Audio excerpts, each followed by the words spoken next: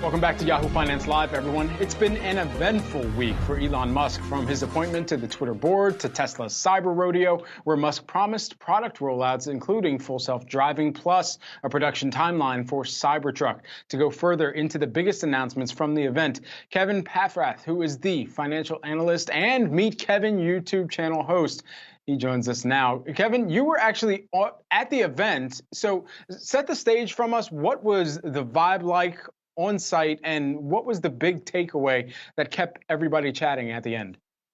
Absolutely. Yeah. Thank you so much. I'm actually at another Tesla event right now. And so I walked outside. That's why I'm here.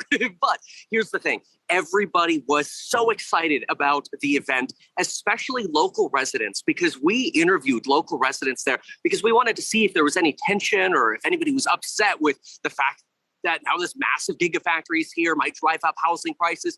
But the people who were there, I almost think, were invited to see, wait a minute, this is great for our economy. And so local business owners were there, local homeowners were there, local workers, of course, and their guests were there. It was not only wonderful for the community, but it was great for, quite frankly, recruiting purposes. So great work by Elon Musk, and absolutely phenomenally exciting as a shareholder, which we can get into those parts too.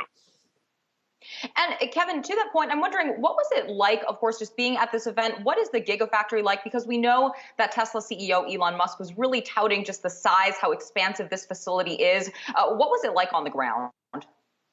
Well, with the first moment I got there, I was greeted by a battery engineer who said, Kevin, the first day I got here, they told me if I wanted to walk from one end of the Gigafactory to the other long ways, it would take me an hour and a half. And I said, no, thanks.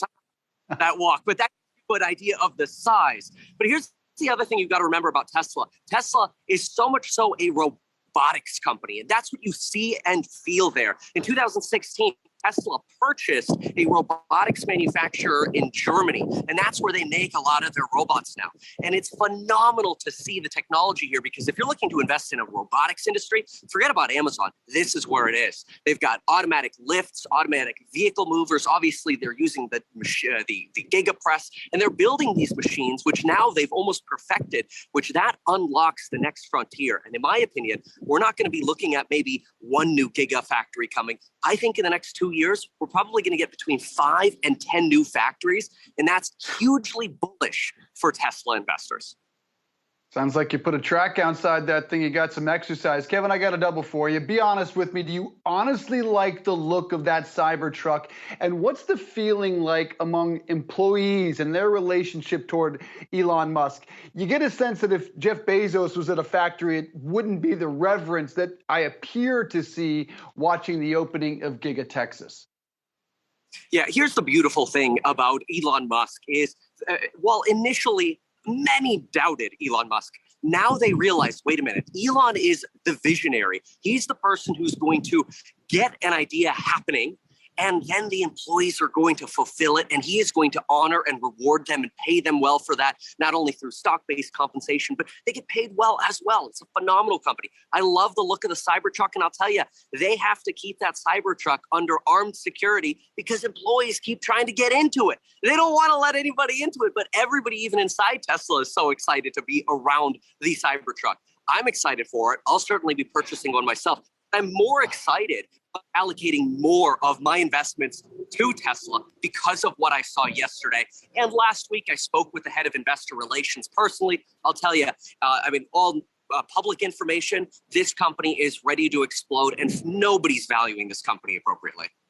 Kevin, realistically, what do you see from the output perspective? What type of production is really going to come from this gigafactory as compared to other gigafactories, whether that be in Shanghai, whether that be the early gigafactories that they had launched in California and Nevada, and ultimately as well in Berlin that's ramping up and coming online?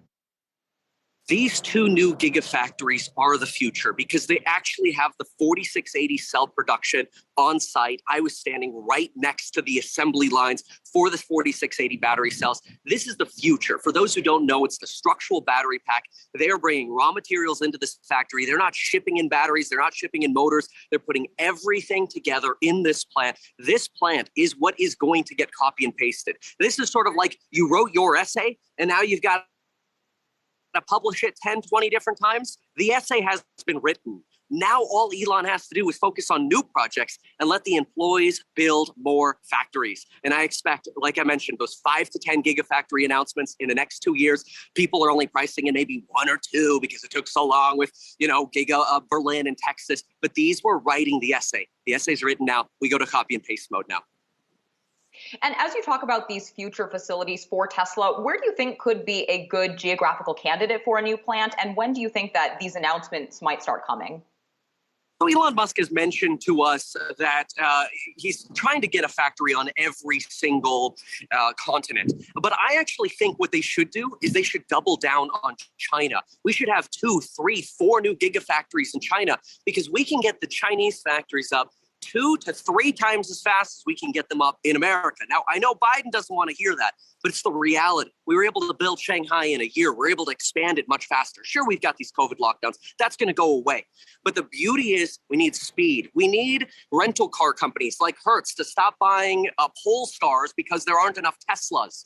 We need more production is what we need right now. And the only way to do that is with more factories. You asked me about production numbers. It's going to be a bit. I expect probably before we get to even a 500,000 vehicle capacity at Giga Texas, it's probably going to be 2 or 3 years. But what we need now is to break ground on more of those factories. And I think that's what's coming next.